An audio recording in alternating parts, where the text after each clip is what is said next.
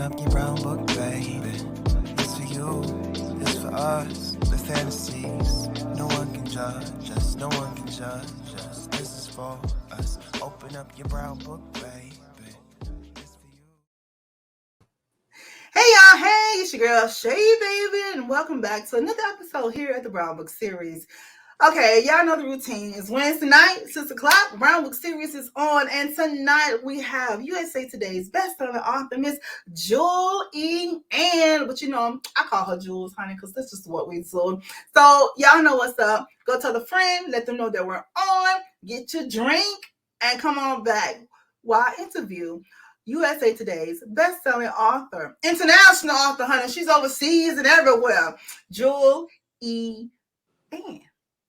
Brown Book Series presents Raw Romance Readers and Writers Experience. Save the date, October 28th and 29th, 2022. Brown Book Series presents Raw Romance Readers and Writers Experience, October 28th and 29th, 2022 at the Westin Old Town, Alexandria, featuring some of your favorite romance authors: Brenda Jackson, Beverly Jenkins, Iris Bowling, Deborah Fletcher Mello, and so much more. The Raw experience will include book signings, meet and greet, photo ops, vendors, shopping, surprise celebrity guests, and live performances. Registration is wide open at brownbookseries.com. Save the date, October 28th and 29th, 2022. Brown Book Series presents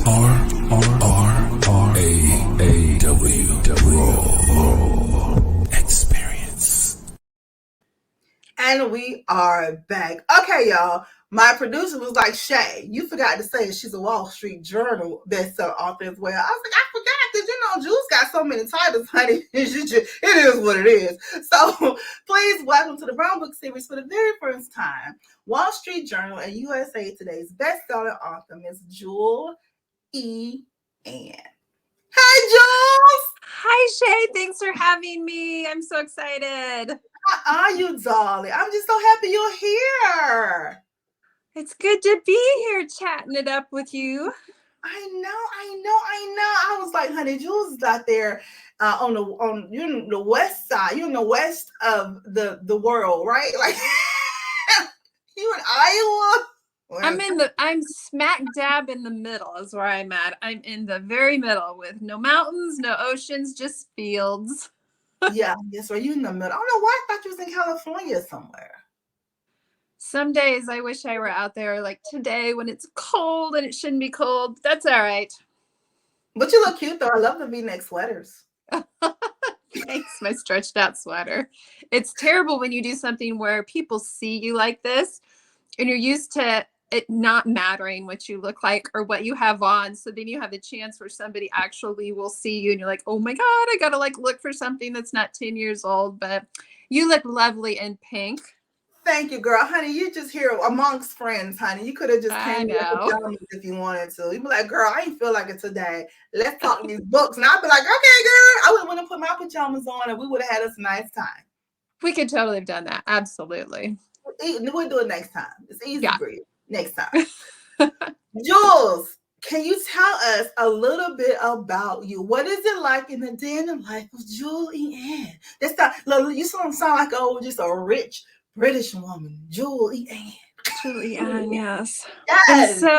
I'm so not that fancy. Gosh, a day in the life of me. Other than my writing, haha. Other than your writing, yeah. Other than my writing, gosh, I am a creature of habit. I am somebody who has my routine in the morning. I get up, I walk my dog. I have a dog named Swayze. She's a golden doodle, and she is the only other girl in my house. Oh, wow. So we walk probably 3 different times during the day on a good day. And let's see here. I am a creature of habit when it comes to my morning routine. I'm like getting up, drinking my water. I'm kind of a health fanatic. I have my celery juice in my smoothie. I bounce on a little rebounder. I have 2 older boys that, well, one still lives here, but I never see him because he's working. And then my youngest is just turned 14. He's driving. So I kind of have like the house to myself. He's What's driving that? at 14? My youngest is 14. Driving at 14. He's got his learner's permit. Oh, okay. So yeah, he drives with us. That just happened. And it's really weird because when they put the seat clear up and move it clear forward, and they still look like a little boy, and you're like, oh, you're legal, are you? It's such a weird feeling. But no, he does homeschooling, or not really homeschooling, online schooling. He did it before the pandemic.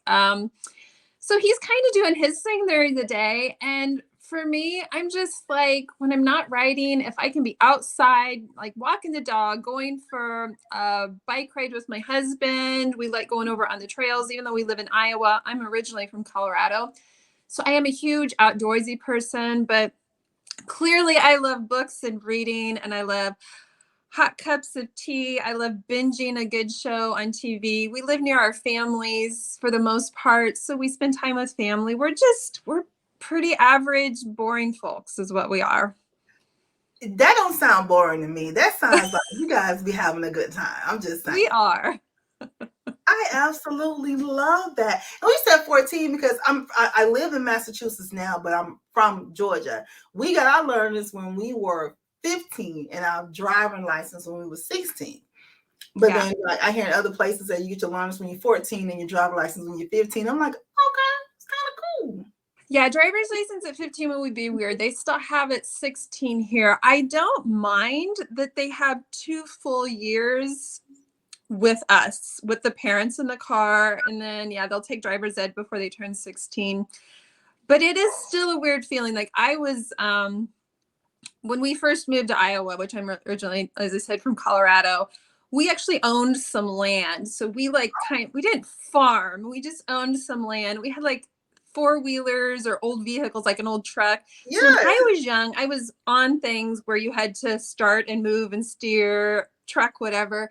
And by the time I went to get my permit and license, I had like some experience where my kids now, we live like in the burbs and they like did not have much experience with this. So it's weird when they have their permit and they're legal and you put them in the car, you're like, this is real. This is happening. Like they can go on the interstate 65, 70 miles per hour. And you're just like praying the whole time.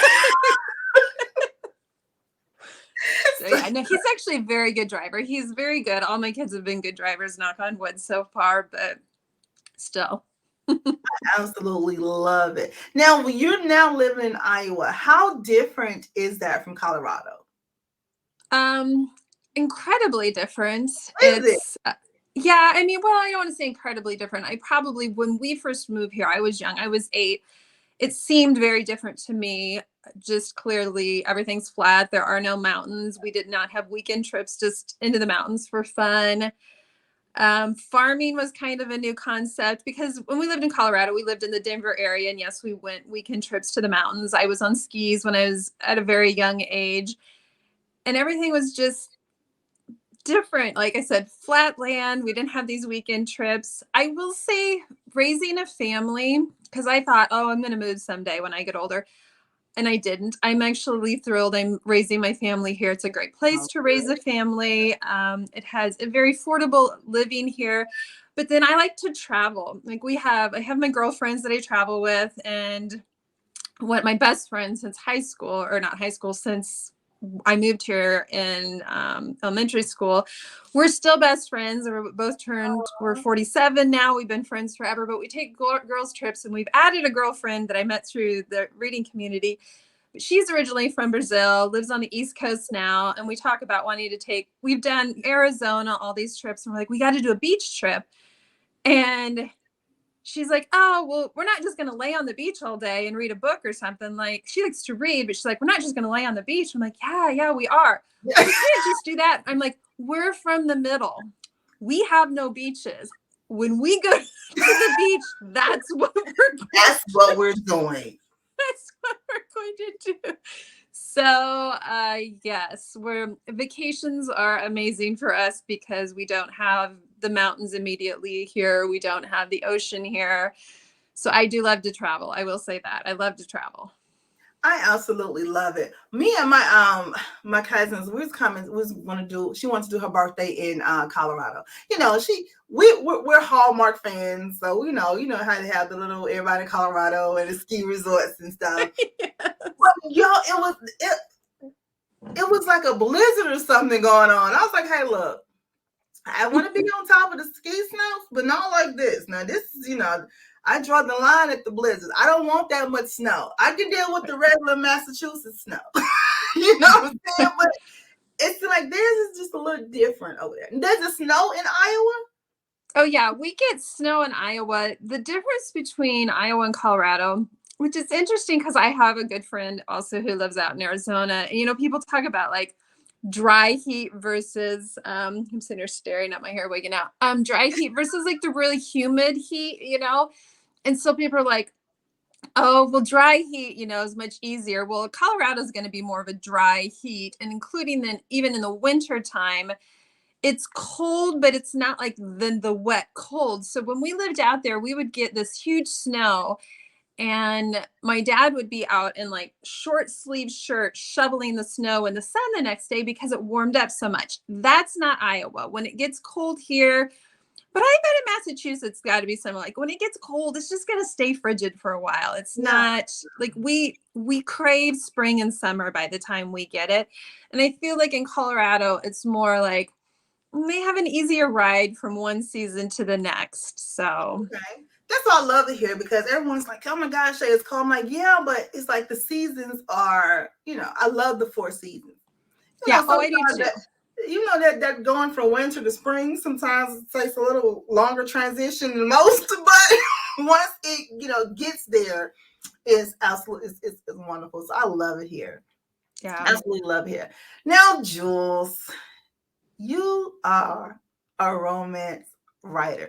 No, you're more than a romance writer. You write, you just write romance, or do you kind of go over into like the paranormal, or you just contemporary? Like, what genre can we find a Jewel E. Ann book in? Several different places. I write how I read, which is kind of all over the place. So I have written contemporary romance. I have written romantic comedy. I have written new adult. I write romantic suspense. I do have 2 different series that I would say dip their toes into the slightly paranormal realm. And I have trouble truly branding myself in one area and sticking one area. I feel like I just put out a romantic comedy, and was fun to write, but now I'm already working on my next 2 books in my life series, which is romantic suspense, and which also has a slight paranormal element in that it deals with near-death experiences and kind of what comes from that. And it's been super fun to research that and research people who have actually had near-death experiences. So I'm all over the place. That's for sure. I saw that, and that's why when I see your stuff, I was like, well, okay, well, Jules is like everywhere. I love it though, because I was like, okay, so if I pick up a book for paranormal, Jules is there. If I pick up a contemporary, Jules is there. When I want to laugh, get a rom-com, Jules is there. I was like, yo, she's like a chameleon. Like she can just and now how sometimes when a person does so much that you're like, okay, no, they're good at that they should stick to this. You're good in all the genres that you write in. Well, thank you. Yeah, I still love romance. I always come back to that core of romance, but going into different areas. I've written 2 books that would definitely fall probably into the women's fiction, which women's fiction is still romance, but it's like maybe the story isn't as heavy on the romance, and maybe you're telling more life stories with it. And that's been a new fun challenge for me too. I'm actually just finished doing some edits on a book that might get submitted for traditional publishing. And that's the part of me that makes me feel more my age sometimes, in the sense that I'm writing a romance, but I'm really hitting heavy with the emotional issues. I mean, for me, when I'm not reading romance, I'm reading a lot out of the romance genre. I'm reading definitely women's fiction. I love Jodi Picoult. I love how in depth she gets with the stories that she tells, and even my romantic comedies. I'm somebody who feels like there needs to be an underlying message with all of my books. Like, Yes, you do. I want people to really take something away from them. And I don't know if I would have had that need had I started my writing career in my 20s. I think I would have gone into it with a different frame of mind, where now I'm older and having gone through raising a family, and I feel like I want to enjoy what I'm doing, but I need to still have a little bit of meaning, if that makes sense. That makes total sense. So, and that brings us to one of our questions about you being an author. First of all, when did you know that writing was your thing, and what made you decide to just take the big plunge and like, okay, you know what? I love writing. I want to be published, and this is what I'm doing. Oh dear. Um, Oh dear. oh dear, oh dear. That's always such a loaded question. I did a lot of living, a lot of life before I made it to this point. I enjoyed, I mean, I'm somebody got in school. I enjoyed English. I did well at English. I did well at creative writing, but it was never on my radar that I would go into that. So I knew I was going to go into something probably more in the healthcare field or science. At one time, I thought about the dental field. I had thought about like maybe being an orthodontist. And then I went from that to, no, I'm going to do something more like in the medical field, different from that. I ended up going to school and becoming a dental hygienist. I did that for 10 years. Oh wow. I owned a retail store for 5 years. My mom and I, it was kind of like a labor of love. We didn't make a dime off of it, but we had fun selling. It was more like kind of eco living products. You know, I sold reusable bags and like reusable water bottles and stuff like that. And I went through a solid, and I'm still in it, just a little more tamed about it. I went through a solid tree hugger phase, and I had a family, and I helped run my husband's business. So I did so much, and I've always enjoyed reading, but I've gone through my phases of having time for reading. And so, you know, I read a lot of self-help books. It's not like I've read romance my whole life or anything. I read all over the place. And then it was after I had my third son and I no longer had my retail store that it kind of was like the romance craze took off. And I had a good friend, well, my best friend, and she came to me and she's like, you know, you should write a book. I'm like, yes, because I have time in my day for that. And honestly, I never thought I could write a book. Like, a creative writing class isn't the same as writing a novel. So even though I did well in that, I never thought, oh, I'm going to write a novel. But she had jumped on board, I think, the time that kind of explicit romance became a thing, whether it be E.L. James to Sylvia Day. She started, you know, reading these books, and she got me into these books where my romance before that had been like Nicholas Sparks, honestly. Oh, okay. And so I'm like, oh, this is kind of fun. So I started, you know, taking in all these books, and then I'm like, I was in my tree hugger phase. A new restaurant had opened up near us, and it was like this all vegan restaurant. And I had gone to more of a vegan or plant-based diet myself. And I'm like, what if it were like a love story about a vegan chef, like totally like outside of the box? And I'm like, I should write that story. Clearly there's going to be a need for that. I mean, there wasn't a need for a vegan chef, but it was my Holding You series.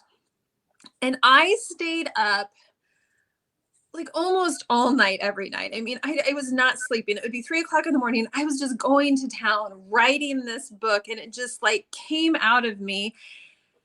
And I mean, it took me a while to kind of get back into the groove of like how you write a book. Like, okay, now there's some dialogue, and now there's not dialogue, and where do my returns go? And like, am I using an ellipsis? Am I using an em dash? Can I remember all these things that I did know from school earlier? So it's kind of getting into that groove. But I but the story played like a movie in my head, and it just came out. I did not know anything when I went to self-publish this. I had not before. I mean, even when I was starting to read in the more explicit genre, I was reading from the library or just purchasing the books. I hadn't purchased, I didn't have a Kindle. I had never read a digital book.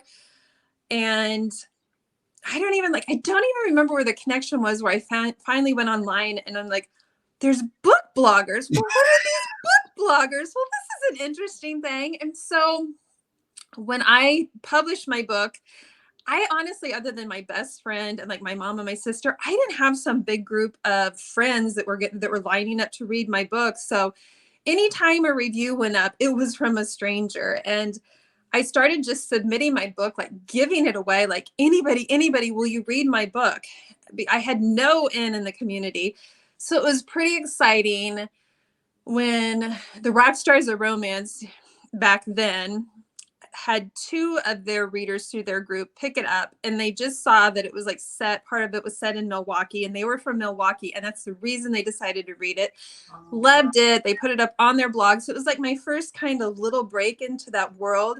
And Lisa at the time, she's like, do you want to do a blog tour? And I'm like, yeah, that would be amazing. So I'm Googling what is a blog tour, and I'm not figuring it out. And I honestly didn't know. I'm like, do I have to leave the house for this? I had no clue. So finally, and Lisa was amazing with me, I messaged her and I said, can I be honest? I am clueless in this world. What is a blog tour? So she was telling me, oh, this is a release blitz and we can do a cover reveal. And this is a blog tour and it's all online. And she was so kind to kind of like introduce me to the world. After I wrote Idle Bloom, she was nice. She sent it off to her friends, which one of her friends at the time, she's like, oh, have you heard of Ike Heelan? And I'm like, oh, yes, I have. She's like, well, I sent it to her to read and she liked it.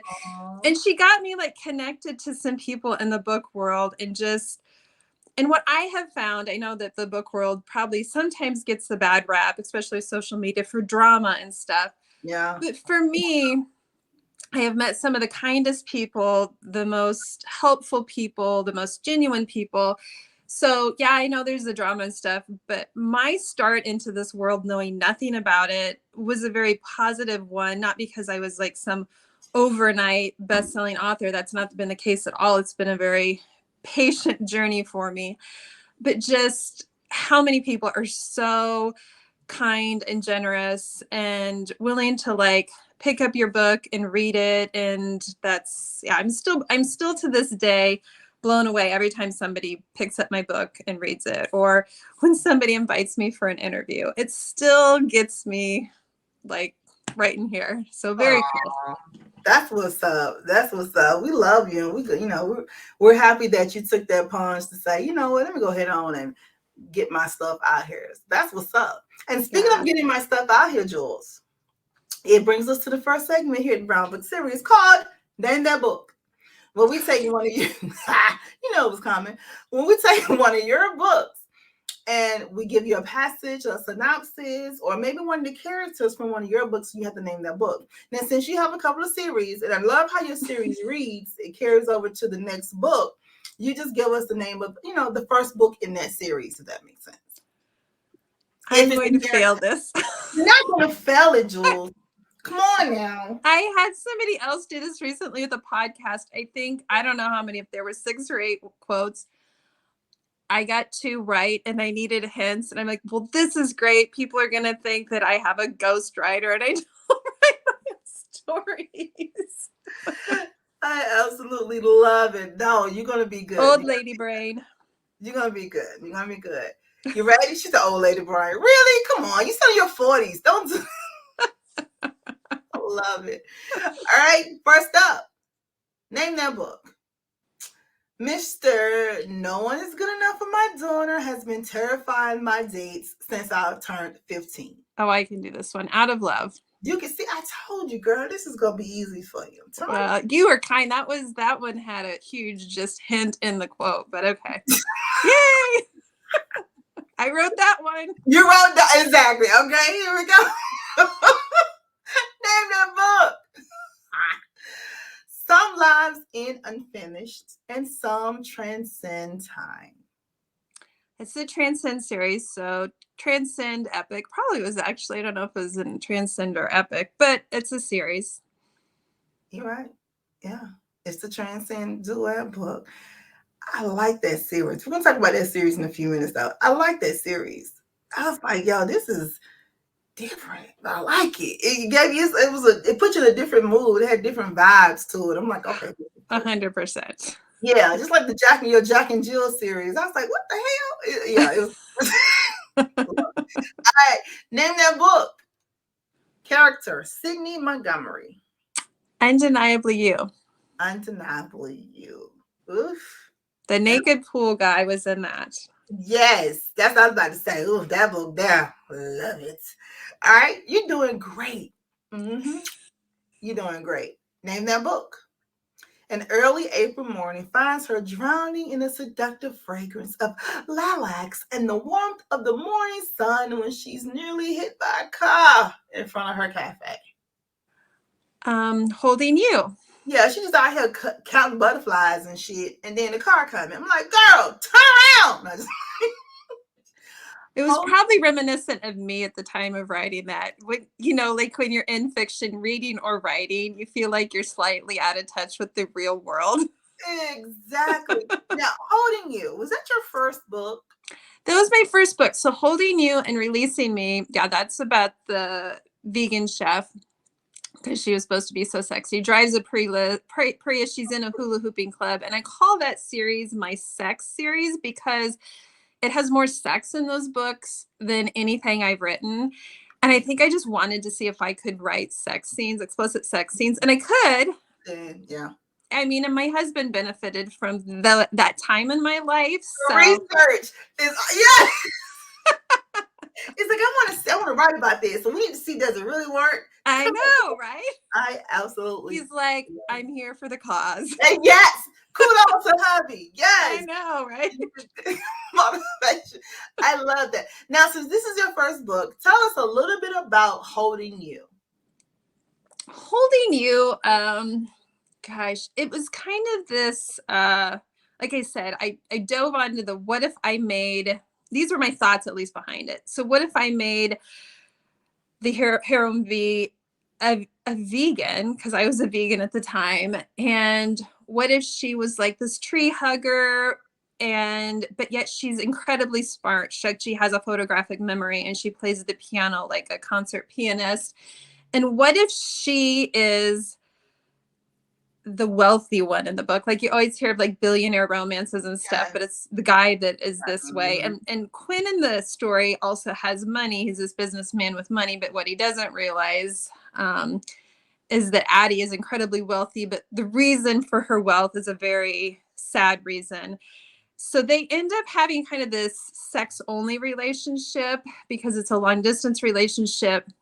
So as much as I say these books are my sex books, there is a really heavy storyline to this duet. And I took this duet in places that I had, even at the time, beta readers, meaning like my mom and my sister, were just, I think, kind of taken aback that I went there, because I let there be moments where they're controversial, like, is there cheating in the book, but it's not clear-cut cheating, and is the couple still together?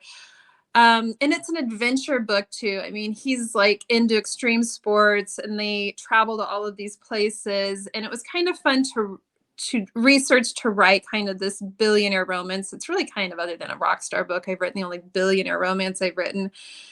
But I mean, to this day, if it just comes down to storyline, I'm not saying that I'm proud of my first story, that it was just written overly well. Clearly, I've perfected my craft more since then, as I will continue to the rest of my life.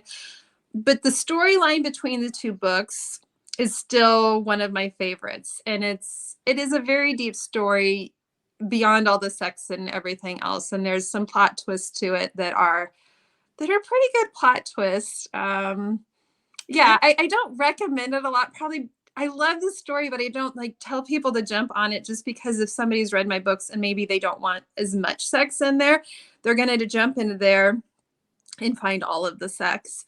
And, you know, when people go on, I love when you go online right now and like readers will say like, what words do you hate that are used in like romance books? So it can be like, you know, the genital parts, what can you use for those, to somebody who doesn't like moist or whatever. And because it was my first book, the cringiest part for me, if I go back and read it, is how you can tell I was testing out every possible name for everything, which I wouldn't use half of those terms now, but I was just being diverse in my word use. I loved it. Yeah, I mean, I still love the story. To this day, I'm very proud of the storyline that I put together of that. That part I have no regrets on. Yeah, it's a great storyline, because when I read the book, I was like, you know, my team was like, yo, this is her first book. Because I went straight to your latest novel, but everyone was like, yo, no, it wasn't your latest novel. It was what? No, it was the Jack and Jill series. That's what it was. And so, and then it was like, yo, read, you know, her first book. I'm like, this doesn't read like this is her first book. You know what I'm saying? Like, this doesn't read like that. It reads like someone who writes books. Then I was like, are you guys sure she didn't collaborate on other books first? And then just, you know, some people, they start out writing in an anthology with other writers, or, you know what I'm saying, something like that, or short stories or whatnot. I'm like, this doesn't read like this is a first time author. So thank you. Yeah, and it was crazy that I didn't like just write, like you said, I didn't go into a short story, which I actually struggle with short stories. So and then I wrote like a duet, and that's where I'm like, it was weird, the story just like poured out of me, and then I cried when I was done because I was certain I only had one story in me. It's exhausting. There it is. That's my heart. That's my soul. Nothing will ever compare to it. Right. And then, of course, having good friends by that time that were like, just keep writing. Start writing your next book. I'm like, no, I got to sit here and watch how this one does. And it didn't do anything for the most part. But I'm like, okay, maybe I'll write another book now. And now I've just learned, like, you write, you publish, you're like always going. You don't sit back and like watch it. I don't do that anymore. I like, just keep moving. I absolutely love it. All right, next up, name that book. As their competitive personality hits a boiling point, the gloves comes off, and so do their clothes, honey.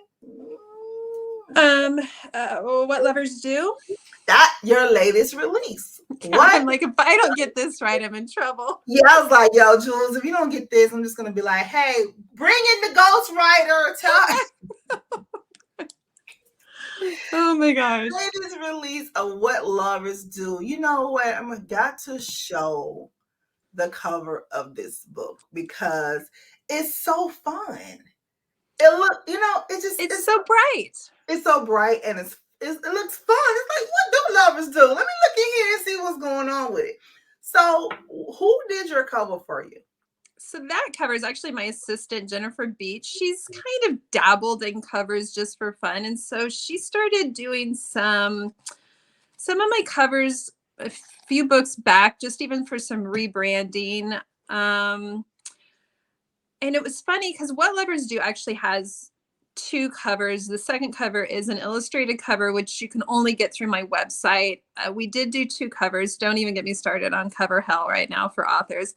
But I mean, you probably know because you just watch enough. You're like, oh, they all have 50 covers. But I went after I put out the Fisherman series, which was illustrated until I did the box set, and then I put a couple on the front. But there's like this, and again, I don't know if the loudest voices that you hear in social media are, I don't think they represent the majority of people. I think oftentimes they're the minority, but because they're so loud. Yeah. So if like one or two people say, I hate illustrated covers, you're like, everyone hates them. But I don't actually think that's true in the bigger picture. But for since we put out What Lovers Do, I'm like, I wanted to do the illustrated, and we did, but at the same time, I'm like, what if it doesn't have a couple? What if it isn't illustrated? What if it's just bright? And what if the title in itself says a lot? And what if it's just like something that makes you realize, yes, it's a love story, and brings you to the blurb and hopefully makes you buy the book. So we found this picture of this flower. Of course, she zoomed in on it's an echinacea flower. And I'm like, I think because the book reminds me of just it makes me smile when I read it, when I wrote it. It just, when you're done with it, it's not one of those books that you're like, oh, it was epic. It's just one of those books that makes you smile. And I wanted the cover to just be bright and cheery. And so when Jen showed me this, I'm like, that's it. It just makes me feel great. It's going to look nice on my bedstand. It does make you smile, and it matches my shirt. But it does. That is a flower. That is the inside of a flower.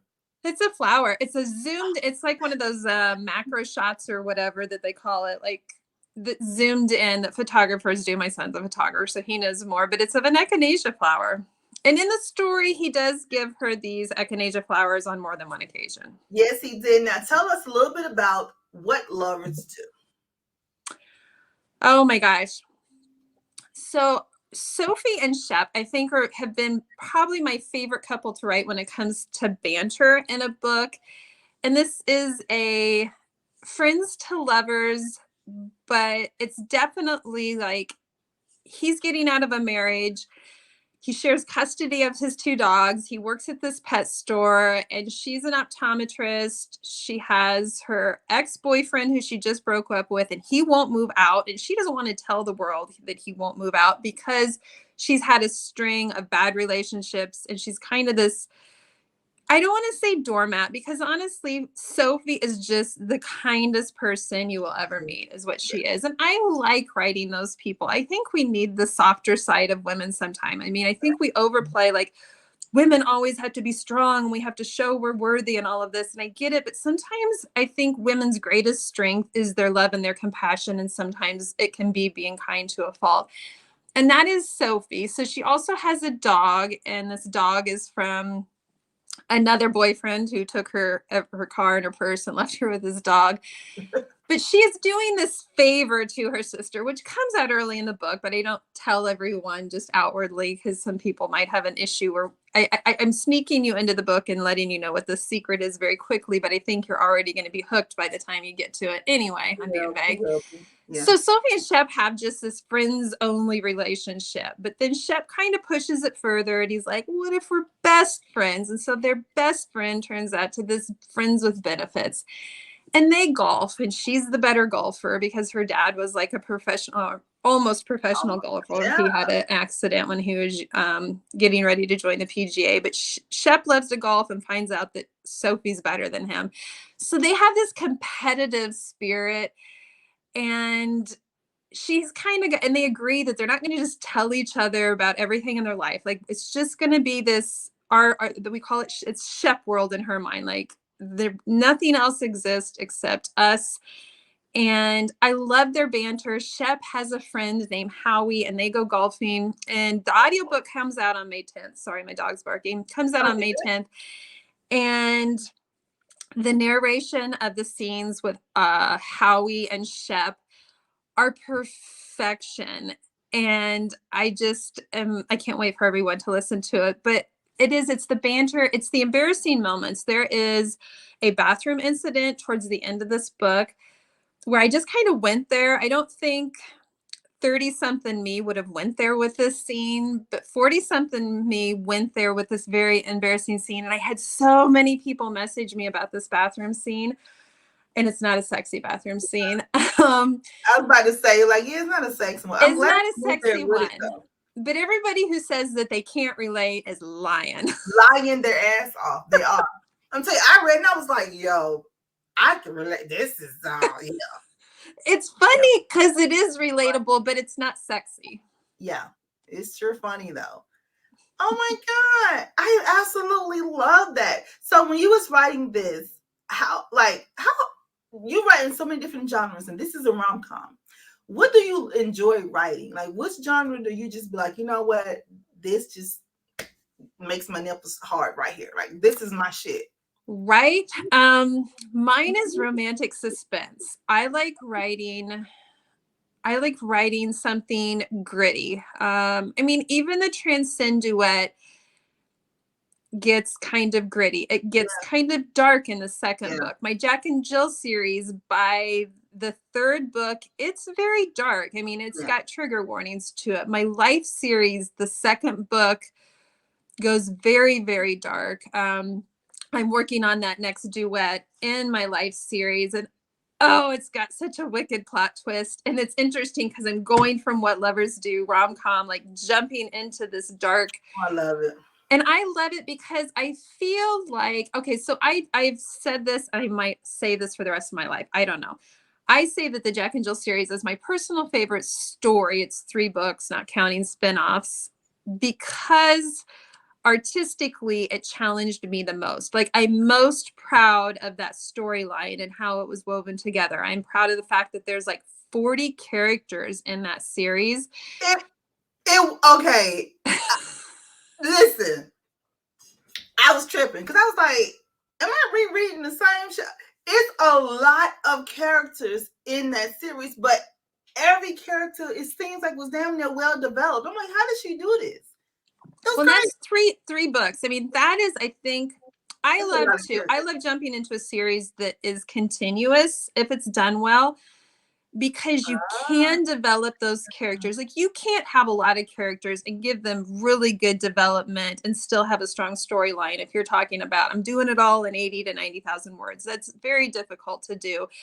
Because think about like watching a movie on TV versus like a series. A series is always going to have more characters. And so I loved it. I spent a year with them. Yeah, I get that. But each one of your characters, when you mentioned them, it was intriguing. So you'd be like, oh, she got to write about them. Okay, I want to know their story. Okay, so, you know what I'm saying? So it was like that for me. I'm like, it's a bunch of characters in this damn book. And so now I'm looking forward to other books in this series.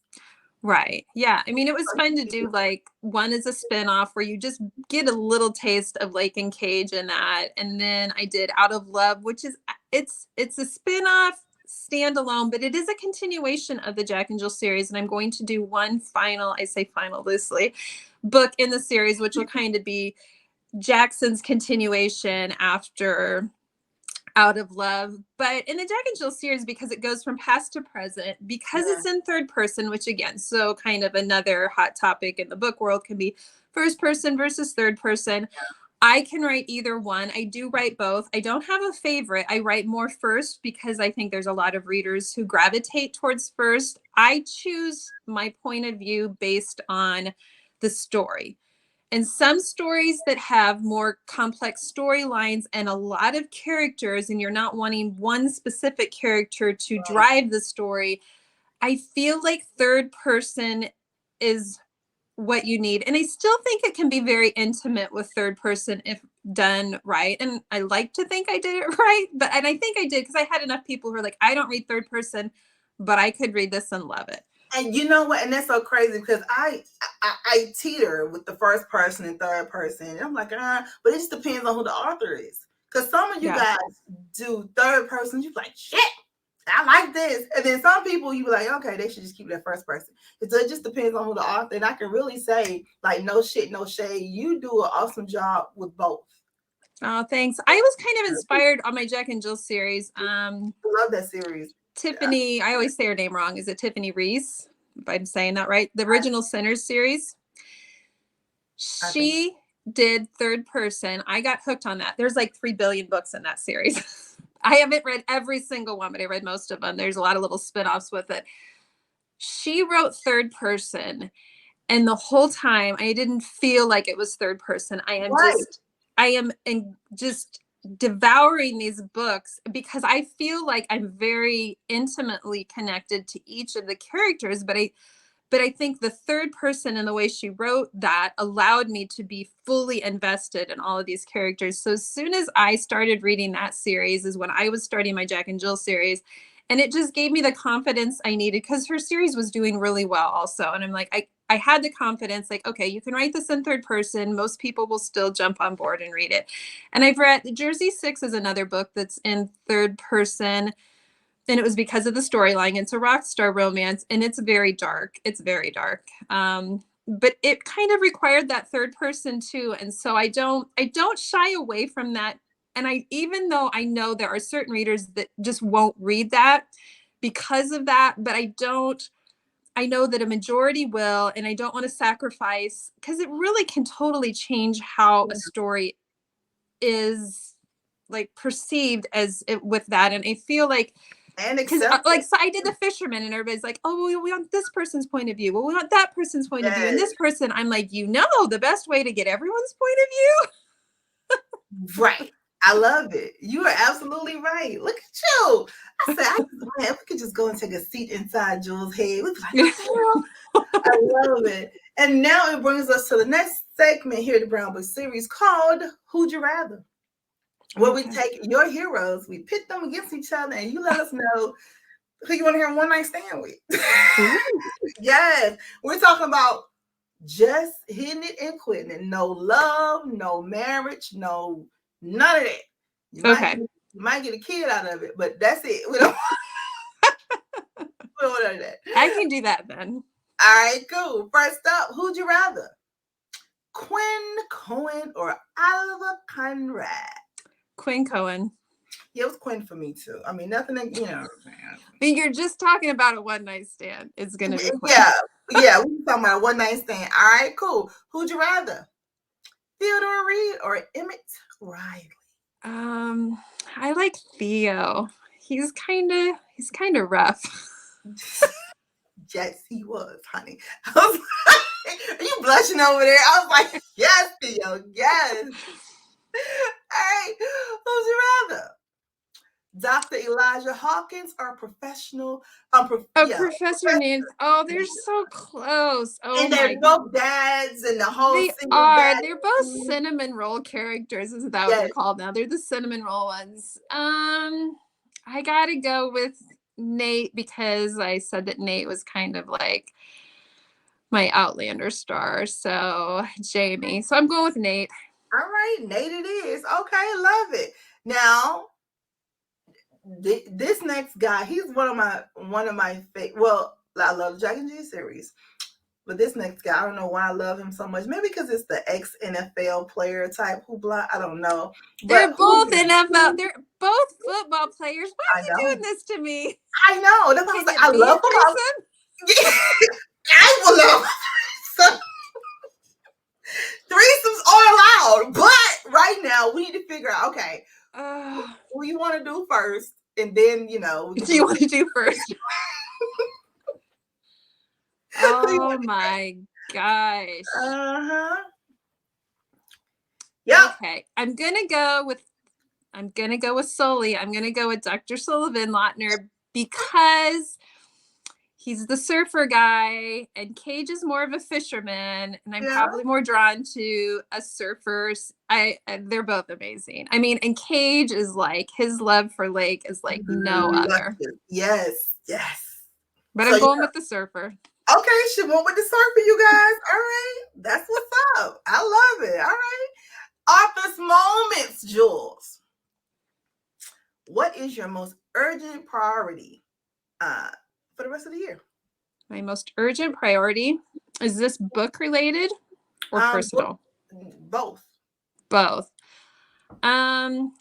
related, my most urgent priority is to get this next duet finished. Like, I gotta get it done. Like, I just need to focus on it. So I need to focus better. What's my most urgent priority the rest of the year? Personally, I need to prioritize, as I'm saying, I need to prioritize the book. I need to prioritize myself. And I have been doing that for the past 30 days. I have been getting better sleep. I've found out that my creativity is better, but I need to prioritize my own mental, personal, physical health more. And I have to trust the fact that will help my writing as well. But that's a hard leap of faith. I'm used to staying up all night, and it just has now kind of taken its toll on me. Well, at least you're now getting a priority. At least you realize what it is, and it's hard. I get it, but they said in 30 days fixes a habit anyway, right? So, I have been sleeping like a baby. I have changed my diet. I have done everything to sleep, and sleep is gold right now. It is gold. I absolutely love it. All right, Arthur's moments. In being a novelist, what did you learn a little too late?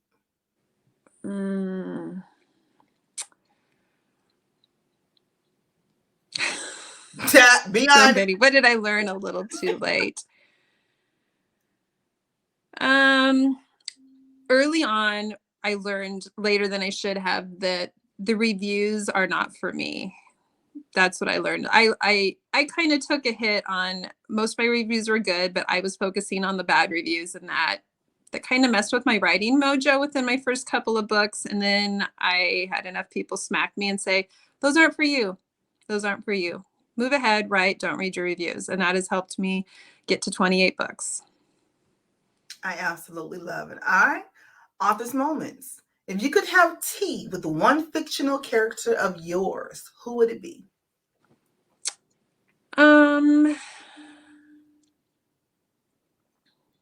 Gosh.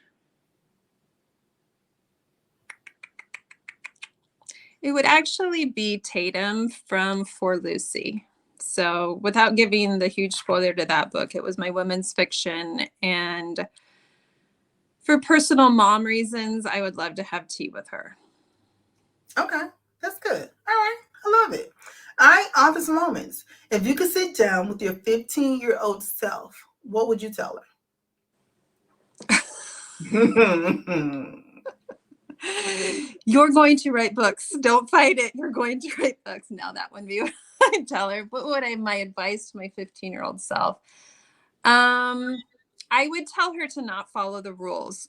When I was young, I was a rule follower, and I feel like I missed out on some really great moments that now I just kind of live vicariously through my kids or sometimes through characters in new adult romance.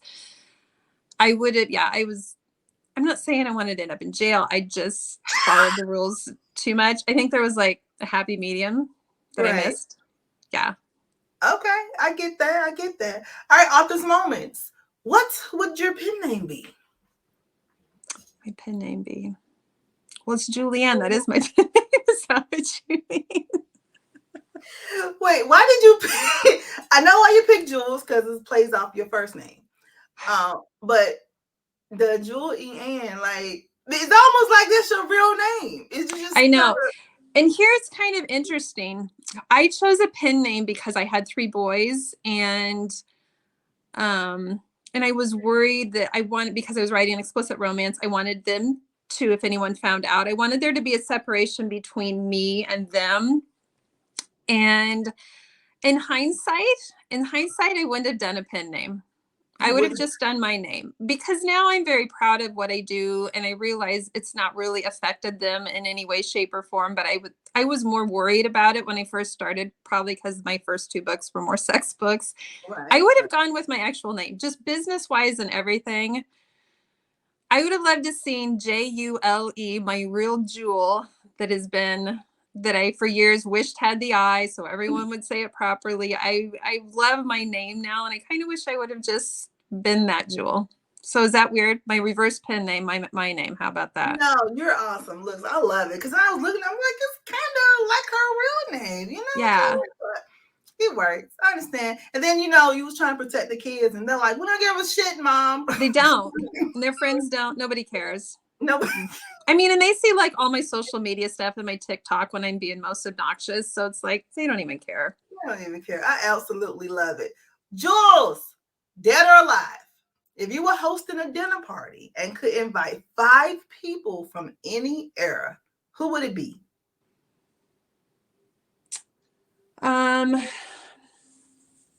Who's it gonna be?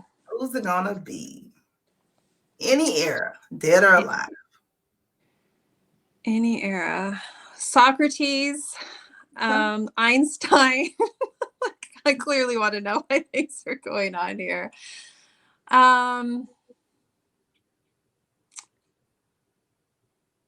JFK. Like, I've got all the questions.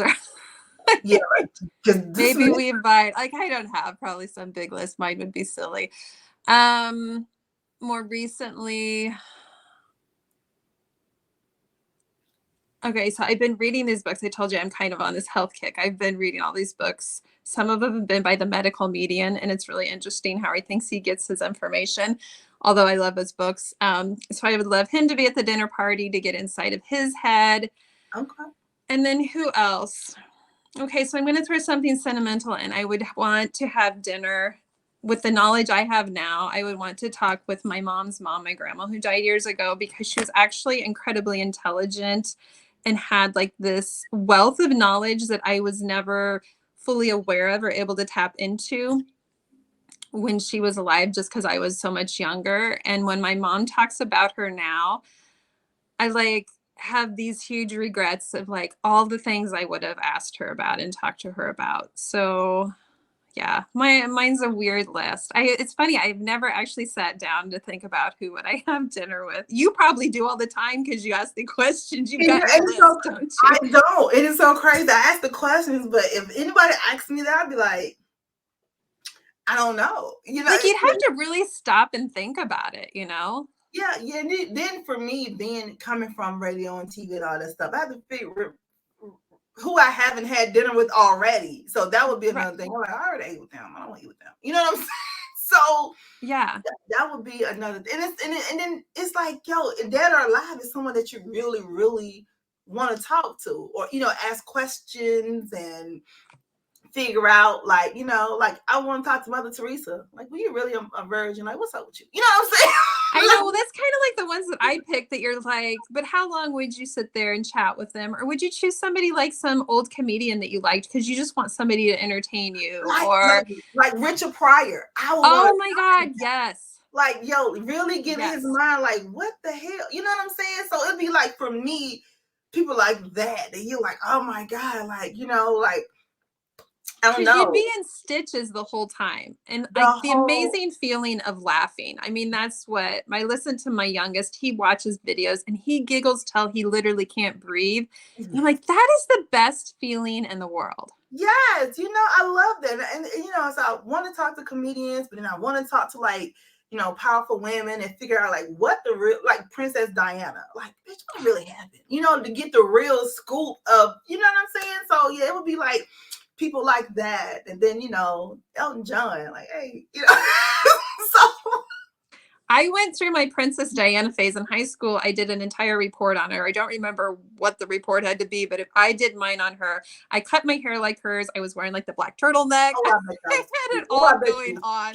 Oh, I bet you was cute. That is, I absolutely love it. Well, Jules, we have one more question in our interview, but before we ask this last question, I just want to say thank you for coming on here and joining us. You are so wonderful. Oh, thank you, Shay. I really appreciate the invite and trusting me to come on your show. It's been so much fun. Thank you so much. But before we ask our last question, we want you to tell everybody all things Jules. Where can they go to check out your website, your Instagram, your social media, all the other good stuff, and where can they get your latest novel, What Do Lovers Do? Yeah, so right now it's through Kindle Unlimited on Amazon only. It eventually will go wide. I have some of my books wide with all retailers. You can go to my website, julianne.com. I'm on Instagram quite a bit, and as of lately, I've been on TikTok. On Facebook, I pretty much hang out in my Jonesies group. It's called Jules Jonesies. So I go in there. I do have a Twitter account, as they have up on the screen. I don't actually go onto Twitter. So clearly, if you see my following, it's just simply some cross posts. So Twitter is the place you're least likely to find me. I always take emails from people that have questions. You can always email me. The link's on my website. I send out a newsletter. I do a YouTube video, which I'll have one tomorrow. So I have a YouTube channel. I'm a little bit of everywhere, but to be honest, Twitter's the place you're not going to see me in person, per se. How about that? Hey, I get it, because Twitter at times can be a shit show. So, girl. They all can. But Twitter for me, I'm just like, no, can't do it. No, they all can, but no. Twitter, no. I'd be like, don't tweet me nothing. All right, Jules, last question. If you were writing a book about your life, what would the title be? I absolutely love it. That is wonderful. Hey, you got in there and you're doing good at what you're doing. And I think you're not an imposter. You are who you are. And that's awesome. We love it. Oh, back at you. You've done so many great things too. So yay, really. We need to learn to pat ourselves on the back more, don't we? And say, we got this. You got to encourage yourself. Donald Lawrence and the Tri-Center Singers, they have this song called Encourage Yourself. Sometimes you got to encourage yourself. And, be your biggest cheerleader. That's all.